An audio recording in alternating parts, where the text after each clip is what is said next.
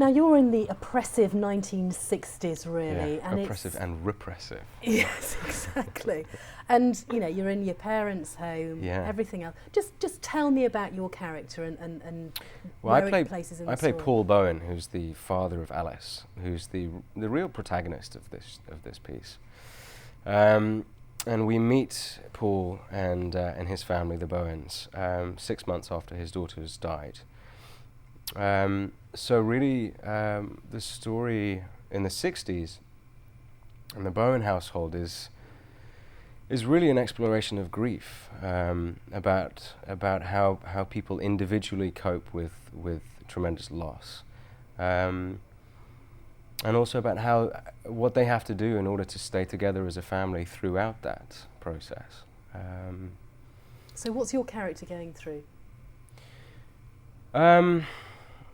I think, I think although we're in the 60s, and, when I was doing some research about the 60s, I came up on the internet, with a lot of pictures of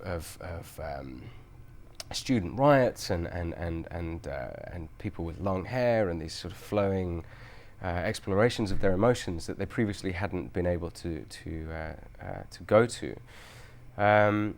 But then when I came and talked to Stephen, the writer, and James, the director, he said, well, you have to remember that didn't reach the whole country for a little bit longer. And we're up in very sort of working class Yorkshire.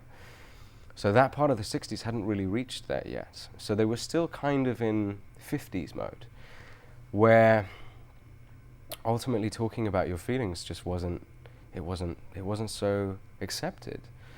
So I think for a number of reasons, and that Stephen very cleverly plotted in the script, there are so many things that make it difficult for Paul to really explore and express what he's going through. So he's essentially a man who's alone in his grief, because of the circumstances and the time in which he lives, but also because of his religious beliefs. I think, for him, the idea that that God will see you through, and that you can pray through it, made it impersonal for him. So that his personal journey was much more difficult for him to adhere to, because he had all of these expectations of how he should be dealing with it. Tessa Peake-Jones plays your mother in this, and she's, we all love her as, Del Boy's wife, and, mother to, Damien, and here she is in a completely different role and domineering. I know. And that's a real testament to her skill as an actress. I mean, you meet Tessa and she's warm and kind and motherly, and yet, as Stephen wrote in the script, she's a bundle of bitterness in an apron in this piece, I think she's just a really extraordinary actress, and was very committed to. We created a sort of a backstory that Paul's father would have been at war for the first 6-7 years of my character's life, of Paul's life. So the bond between mother and son is very deep, and almost as if she plays both roles, both his father and his mother.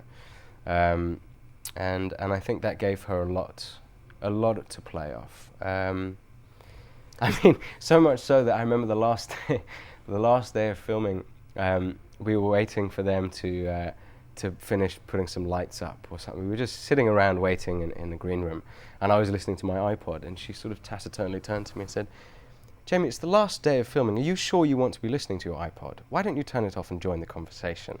And I sheepishly, as if a 12-year-old, son does to his mother, took my earphones out and said, "Yes, you're right. I'm sorry." So I mean, we developed that sort of, but it was playful, Now, many people remember you from the Tudors. Mm-hmm. Very different from Marchlands. Was that fun to work on? I mean, that's becoming a real iconic series. The Tudors was wonderful. I mean, the Tudors for me was a really wonderful world to be in, because it was something that I felt I knew from school, that was kind of boring at school, but that now was really exciting. It was about sex and all these things, sex and power, and for me to be able to play Wyatt was just, I could read his poems, and I could read what he wrote about Anne Boleyn and the letters, and it just gives you so much more of a depth of resource to draw on emotionally. Because you've been in America, haven't you? And I've been, yeah. Has that sort of boosted your career, sort of doing the Tudors and Mad Men? Yeah, I guess so. I mean, you know, I never perceived my career from the outside, and I do my best to maintain a sort of a sense of my personal journey within what it is to be an actor. But I was I'm very fortunate to have been in those two shows. Tremendous amount of Mad Men fans will be watching this. You know, what was it like, really? On Mad Men? Yeah.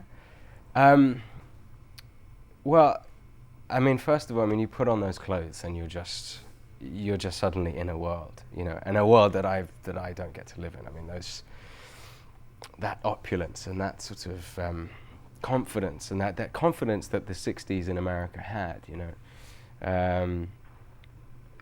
But they're just extraordinarily dedicated to what they do. I mean, Matthew Weiner is the producer and who writes most of it.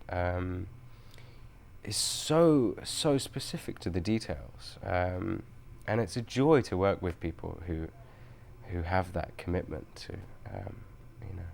Anne Reid was saying that Marchlands was the most favourite show she's ever worked on, which is quite something, because she's been on some fantastic shows. Good for her. But Alex was saying about, yes, she can understand that, because the camaraderie, the friendship with the crew, the makeup, everything pulled together. And you filmed this in Surrey, and you fell in love with Britain again.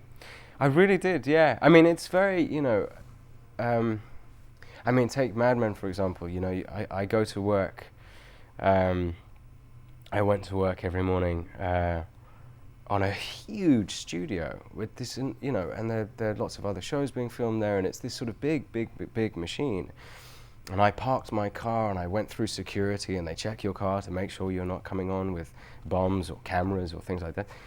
And I parked my car in this enormous parking structure. It was like going into the mall, shopping mall, and it was a 20-minute walk to get there. And as I got there, John Hamm was just pulling up at the front with his car parking space in his beautiful Audi, parked right outside the front door to the studio that we were filming. And he sort of gave me a knowing smile, and I said, "Oh, I'm in the parking structure," and he said, "Well, that's Hollywood." And that is, you know, I mean, there's